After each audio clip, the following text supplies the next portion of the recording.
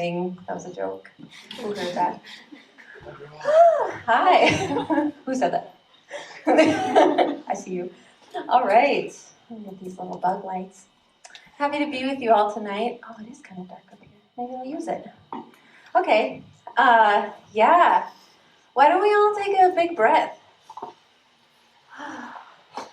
Buckle up. I have some notes here.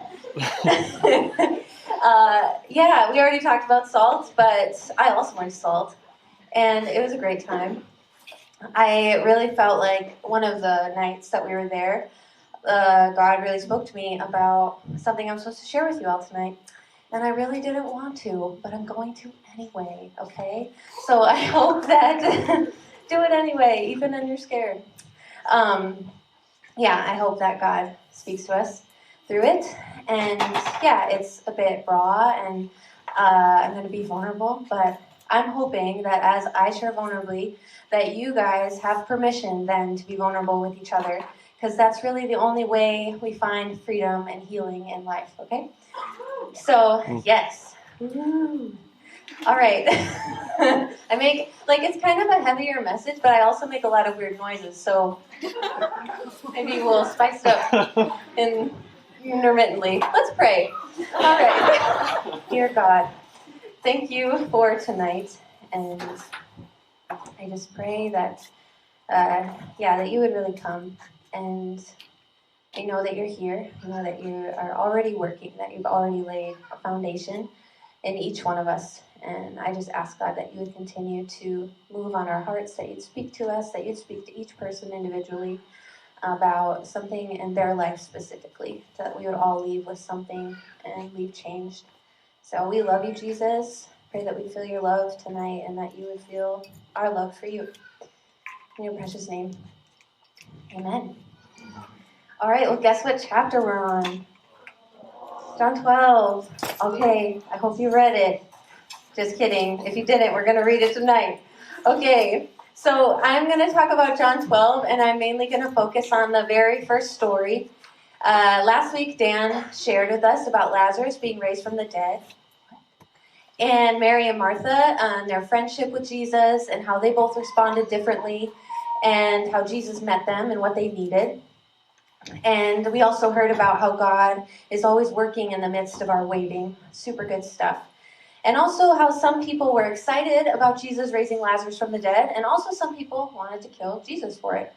So the story then continues on in John 12. We read our Bibles now with chapters and chunked up, but originally it wasn't written like that. It was just one long story. So it just kind of continues on, and all of a sudden we're at a dinner party. Yay. This dinner party is also talked about in Matthew and Mark. We see Jesus' disciples are there, as well as Lazarus and Mary and Martha. So I did a little research on this story, just to give some background, and also you can read these details in the other Gospels if you were curious. So this is a dinner party hosted by Simon the leper, who is a leper that Jesus healed, so he's hosting the party. It was also given in honor of Jesus, and most likely was to celebrate that Lazarus was alive again. And it was also 1 week before Jesus was crucified on the cross. So we step into this scene. The scripture should be on the screen. It says, 6 days before the Passover, Jesus came to Bethany, which is a town, where Lazarus lived, whom Jesus had raised from the dead. Here a dinner was given in Jesus' honor. Martha served while Lazarus was among those reclining at the table. Then Mary took about a pint of pure nard, which is an expensive perfume, and she poured it on Jesus' feet and wiped his feet with her hair. The house was filled with the fragrance of the perfume. But one of his disciples, Judas Iscariot, who was later to betray him, objected. Why wasn't this perfume sold and the money given to the poor? It's worth a year's wages. He did not say this because he cared about the poor, but because he was a thief. As a keeper of the money bag, he used to help himself to what was put into it. Leave her alone, Jesus replied. It was intended that she should save this perfume for the day of my burial. You will always have the poor among you, but you will not always have me. Meanwhile, a large crowd of Jews found out where Jesus was. He was there, and they came. not only because of him, but also to see Lazarus, who had been raised from the dead. So the chief priests made plans to kill Lazarus as well, because on account of him, many of the Jews were going over to Jesus and believing in him. So the Pharisees don't like this at all. The beginning of the end, right? The story is where we're going to hang out tonight, and the rest of the chapter goes on to talk next about the triumphal entry. If you're familiar with that, that's when the Jews gathered together and Jesus rode through town on a donkey. And then it continues on, and Jesus talks about his death, his coming crucifixion, and at what it means for those of us who follow him, who choose to follow him. And so we don't have time to dive into everything tonight, so please, you should read this. And it's super easy to look up commentaries online, so please do that. You'll get a lot of insight. So I want to focus on this story, obviously, as I've said 3 times, and the 2 main characters I'm going to pull out, and how their actions represented what their relationship with Jesus was like. So the first person I'm going to talk about is Mary. We read here, Mary is, you guys can respond too. It's really quiet. Yay. Make weird noises too. Wow. Yay, okay, that makes this all more fun. All right, so we read here, Mary's doing something really extravagant. There's this dinner party going on, and suddenly Mary takes down her hair. Can you believe it? What? Okay, and she takes this perfume that costs a year's wages, which most likely, we're told, is her life savings. So if you think about that now, and this is kind of interesting to think about, your job after college, maybe you'll make in a year anywhere from 40 to 100,000. I don't know what some of you guys are doing, maybe you'll make more. But that's a lot of money, right? And she takes this vial of perfume that's worth that much money, and she breaks it. And she washes Jesus's feet with it. Say that 3 times fast. Okay. Yeah, it's crazy. She was one of Jesus's closest friends, and we learn throughout the Gospels that she had a really prominent role in his life. And it also becomes very apparent by this story that she really gets what's going on here. And Jesus responds with this act when questioned that this was intended for his burial. So you know that Mary's like, she's understanding what Jesus has been saying and believing it to be true. She's also exemplifying something here that others don't quite have or don't seem to get, and that is intimacy with Jesus. So I think the word intimacy has been a bit tainted by our society. I think we often think of it in the context of romantic love between 2 partners or a husband and wife. But actually, if you look up the definition of intimacy, it simply means closeness. More specifically, close familiarity or friendship. And I think we've corrupted this word a bit and maybe sexualized it a bit too much. And though it can be used for that, at its core, it alludes to this deep, close friendship with someone.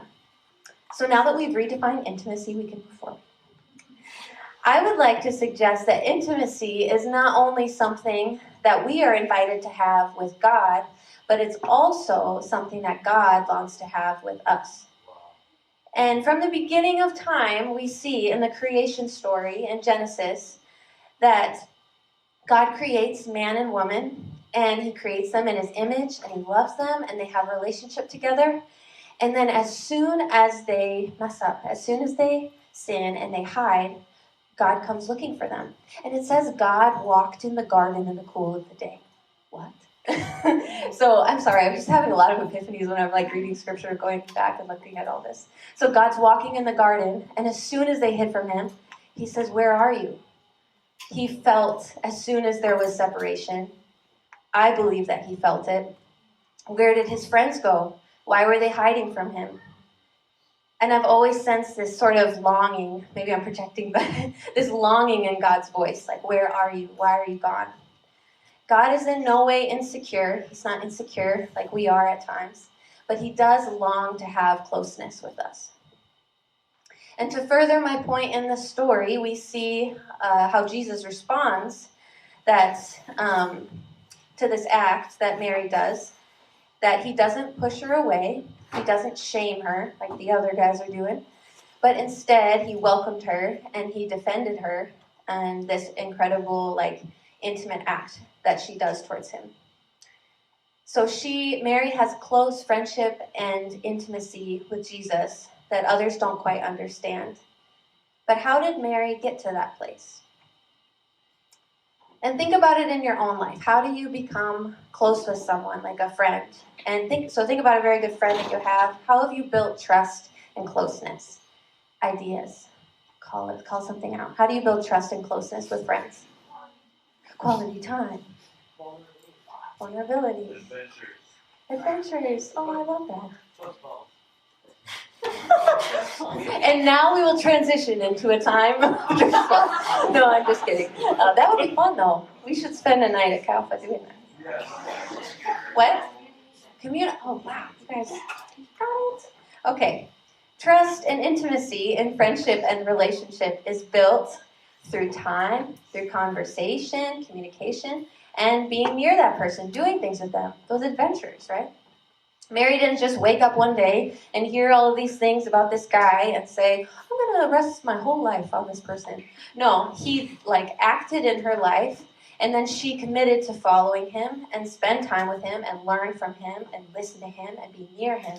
And through all of these things, over time, she built intimacy with Jesus and trust. Now, this act of Mary's bothered some of the other disciples. And actually, when you read it in the other Gospels, in Matthew and Mark, they always use the plural. It says, some of the people there or some of the disciples were indignant. John's the only one that throws Judas under the bus. He's the only one. But because we're in John, I'm going to use Judas. So we look next at the other main character, Judas. So let's read his interaction with Jesus just one more time. It says, one of his disciples, Judas Iscariot, who was later to betray him, objected. Why wasn't this perfume sold and the money given to the poor? It's worth a year's wages. He did not say this because he cared about the poor, but because he was a thief, as keeper of the money bag. He used it to help himself and what was put in it. So Judas is annoyed. In this moment, he's not concerned with what might be happening to Jesus, but he's mostly concerned about money. And he's seeing here a woman breaking this expensive bottle of perfume, and he's not seeing it as this beautiful sacrifice. He's seeing it as a huge waste. And I asked myself the question, and I ask you as well, did he always feel this way? Because at one point, Judas chose to, like all the other disciples, leave everything and follow him. But somewhere along the way, his love for money, maybe gone unchecked, suddenly became more important than his relationship with Jesus and his friendship and his closeness with him. And I think it's easy for us to judge Judas in this moment. And I think we judge him a lot, considering how the story continues. But how often are we like this as well? How often do we see things that are done for God or see the way people live for Jesus and we think that's stupid? What a waste of time. And I think I couldn't think of and this is not an exhaustive list, but a few things I thought of were when missionaries choose to leave home and then they move to the other part of the world and they raise money and things like that. A lot of people in our world think that's strange. Or someone that's maybe always talking about Jesus and you're kind of that's a little annoying. Or maybe you've been saving a lot of money and for something that you want, and then suddenly you go to a service or you go to SALT and you hear about a cause and then God nudges you to give it away. These things can be annoying, right? And I think if you've been following Jesus for any length of time, you quickly realize that his way in comparison to the world doesn't always make a lot of sense. Jesus actually talks in John 12, a little bit further down in verse 25. He said, anyone who loves their life will lose it, while anyone who hates their life in this world will keep it for eternal life. So this statement is pretty extreme, but I read a commentary on it, and I wanted to read that to you guys. It'll be on the screen. I thought it sheds a lot of light on this. It says, a person cannot cling to worldly things and still make God their top priority. It's important to understand the narrow context of Jesus' words here. The point is not that only those who live in deliberate poverty will be saved, nor is it that the person must perform the right kind of actions in order to be with God in eternity. Rather, this is a reference to a person's state of mind, or I added, the attitude of your heart. And this is why Jesus uses the dichotomy of love and hate with respect to one's earthly life. He's not telling us to objectively hate our lives. Rather, he's saying that we ought to put 100% of our priority, emphasis, and effort into the will of God. Those who want to cling to the world instead of Christ demonstrate that they love the world too much to sincerely follow him. Those who seek to truly follow Christ have to, as it would seem to the world, lose everything. The end result, however, is exactly what the believer was always intended for, which is something greater and more glorious. So this commentary, what I wanted to pull out of it specifically were this reference to this state of mind and this clinging to Christ instead of the world. And so the point I'm trying to drive home is the way of Jesus and relationship with him will only get more challenging in life or not make sense all the time unless you spend time with him, getting to know him. So unless we cultivate that space in our lives every day to build close intimacy with Jesus. And this idea that, continuing on, that's not perfect, but we're hopping in my brain tonight. So like I said, buckle up. I thought it would be interesting to make a scale. So I've painted these pictures of Mary and Judas, because looking at the two people in this story, they're at pretty far extremes. So on one end, we have Judas, and on the other end, we have Mary. All right. Judas, he's barely in. I said one toe. He's like dipping one toe in the pool. Mary, she's like head first. She's all in, her whole life for Jesus. Judas doesn't think that anything should be given to Jesus. And he doesn't have a lot of intimacy. He loves money more. Maybe he loves status more, what people think of him. He doesn't believe in what Jesus is teaching. And he doesn't have, I already said this, he doesn't have strong intimacy with him at all. Mary has an incredibly deep, intimate relationship with Jesus. She knows him. She loves him. She's trusting what he's saying to be true. She has built her life on these words and the truth that he's the Son of God and the coming King that was foretold to come and save her people. So looking on this scale, I want us to do a little self-evaluation. Where does your level of intimacy and closeness with Jesus fall on this scale? I think taking an honest evaluation of where you're at, and I think it's also really normal to kind of fluctuate, which we're going to get into, but where you're at level of intimacy with Jesus can give us all a better understanding of our walk with him. So getting an idea of where you're at, now I want to ask, what are the things that can prevent you from cultivating a relationship of intimacy with Jesus every day? And there's many reasons that might be coming to your head, but I wanted to boil it down to a few. First one, I think, is pretty obvious. We live in a pretty distracted society. I got to check my phone. I'm just kidding. Okay. That was supposed to be a joke. Anyways, distraction. The second thing, there's a lot of things in our lives, I think if we're honest, we don't want to fully surrender. Whether that's our money, our futures. I think a lot of us, or maybe I'm just myself, really controlled by fear a lot. Like it motivates a lot of my decisions. What are people going to think of me? What is my family going to think of me? And then there's also control. I think we all like control, right? There's also, lastly, there's really big, uncontrollable events that happen in your life. And those can often happen when we least expect them, and they can throw us off track. This isn't on there, but maybe, I wanted to throw this in there too, maybe you're sitting here thinking this idea of intimacy with Jesus is just weird. And that's okay too. There's a lot of things that can pull us away from having a close, intimate relationship with him. But I do want to say that if we don't cultivate that space in our lives and that intimacy, we really miss out on the potential relationship that we could have with God. And we fail to receive the full life that he has for us. In the intimacy that Jesus wants to have with us, we find trust, and we find joy, and we find peace, And that becomes what rules our lives instead of all those other things. And we also find out what we were made for. Like, he created us. He knows us. He knows what we were made to do. So I don't know about you, but I wouldn't mind having more peace and more joy and more freedom in the decisions that I make. But when we develop this relationship with Jesus, it's the best thing that we could really do for ourselves, and it's the best thing we could do for the people around us and the world that we live in. Because in this place of deep, intimate relationship, he makes us into the people we were created to be. So not only does this lead to the best life possible, but I am promising you it will be this intimate place that you cultivate and create and make space for will be what carries you through life.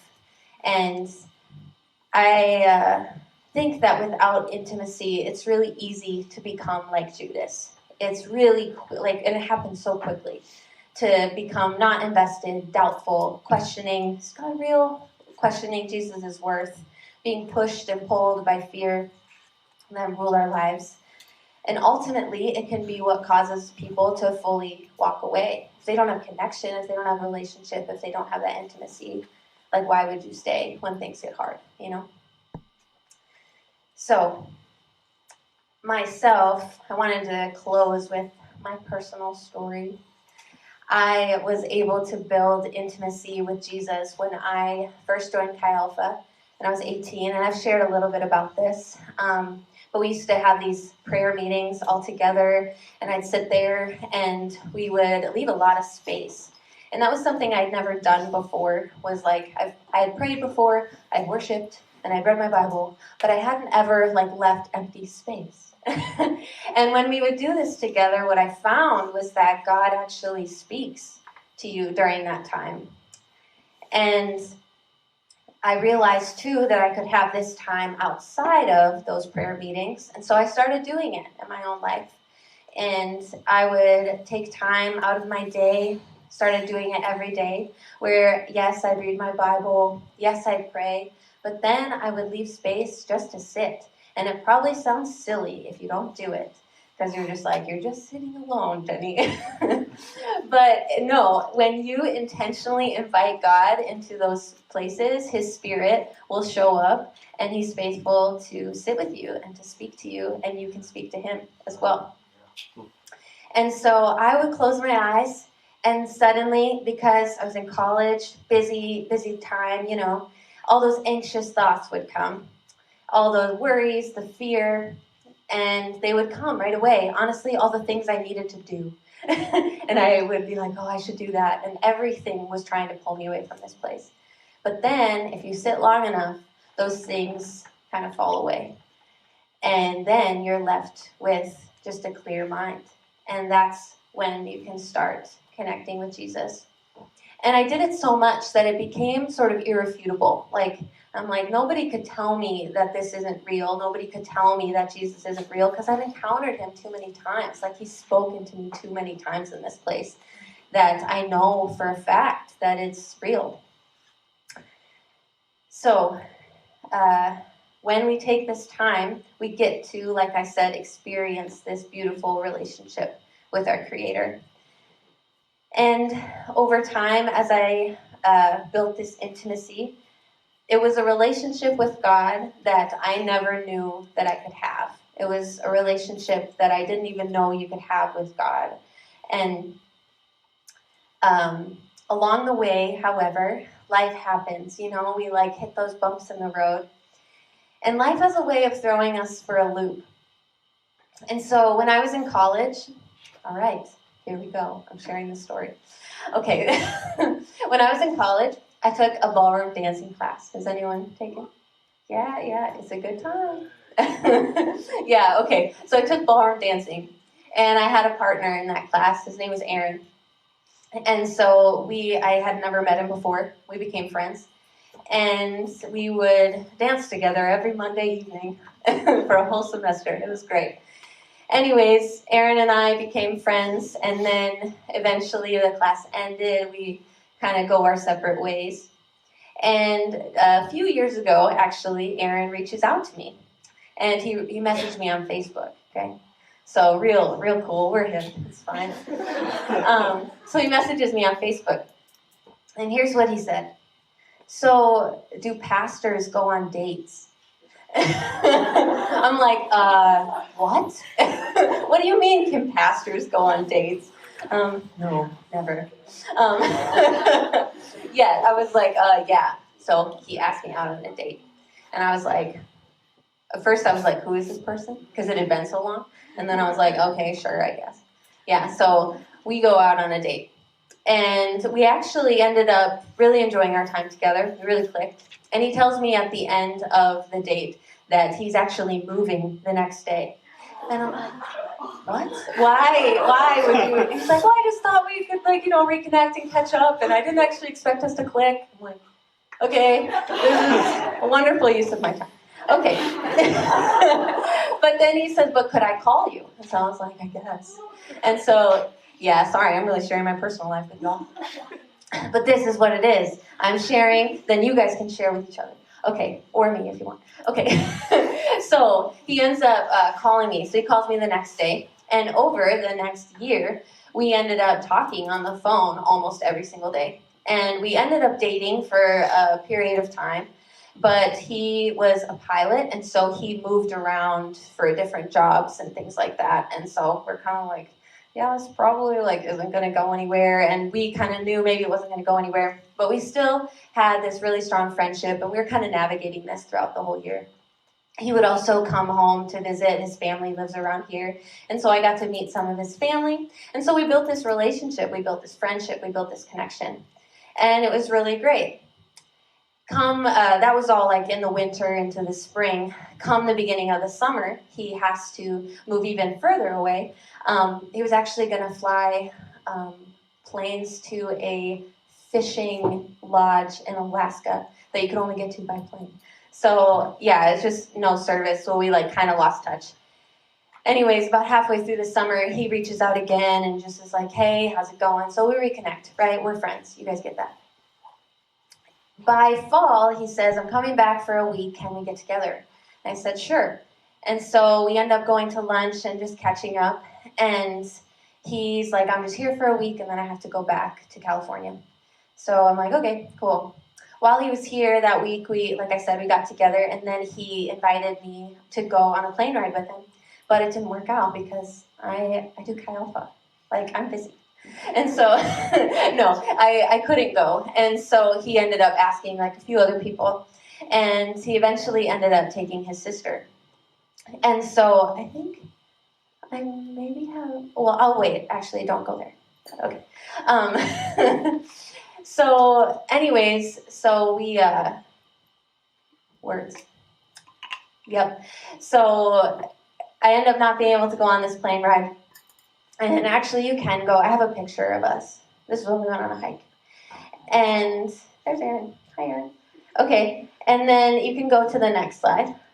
So I heard from him that week, and he was going on a plane ride, and he texted me the night before, just kind of talking about the plane. And then the day of, he texted me this picture, and he's in the plane. And I was like, oh, that's so cool. Where are you? This is fun. You're in the air texting. But anyways, so I didn't hear back from him, and I was like, well, that's kind of strange. And usually he was really good at texting. And I went on about my day, and I actually went to an event on campus that night. And then I got home later that night, and I had a friend request from someone that I didn't really know that well, but I knew him. And they tell me that, earlier that day, here we go, that... Well, I think you get it. So him and his sister had ended up crashing, and that was the last time I heard from him, was this picture. And so basically, I was living with Laura at the time. You can ask her. I went into this shock because it's just so weird. I'd lost people before,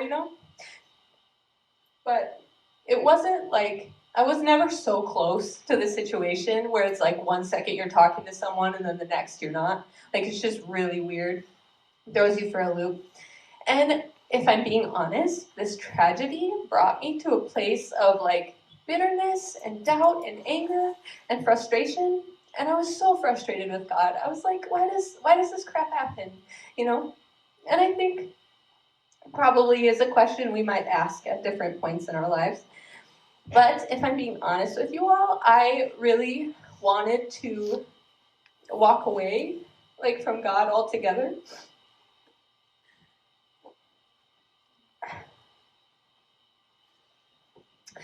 But when the shock of the situation began to wear off, and it happens suddenly, it's like, oh my gosh, what happened? And then you kind of move to a place of acceptance, right? And when the shock wore off, I still wanted nothing to do with God, but something that was irrefutable was remembering the times that I'd had Jesus every single day, and remembering the way that he would speak to me, and the way that I would hear his voice, and the way that I felt him so close. And I'm like, well, I can't walk away. Like, I know that that's so real, and that's so true. And so it was really because of that foundation of intimacy that I had cultivated in my life that really kept me where I was. But also, I want to say that it was Jesus that was drawing me back to himself. He actually says in John 12 that when he's lifted up from the earth, that he will draw all people to himself. And so he wasn't just drawing me to this place of intimacy. I believe that he's drawing all of us to this place of intimacy with him. And I'm still on a journey, because that was 2.5 years ago. Obviously, I'm still, working through it. But I can confidently say that Jesus was with me through that whole process, and he still is. He's been really patient with me. And I have begun to find my way back to that closeness and that intimacy with him, because it was so strong at one point. And so I think it's really important for us. So that was like one of those big, tragic, like, did not see this coming events. One of those things that threw me all the way to the other side of the scale. But I think, though you might not have that, you might have related with some of the other things I listed, like distraction or holding on to fear or control. I think it's important for us to think about what it is that's holding us back from this place of intimacy with Jesus, or what sometimes maybe knocks us off our way, and be realistic about what that is. Is it that you're too simply distracted? Fear of being in control, money, your future? Or maybe, like I said, if you think intimacy with Jesus is weird and you still haven't really redefined intimacy in your brain, maybe that scares you, because you might have to feel things. And that's fair, but I would like to tell you that it's worth it. Jesus is really faithful to walk us through whatever it is for you. And so he wants to help us get close to him too, right? He's calling out, like, where are you? I want to have intimacy with you.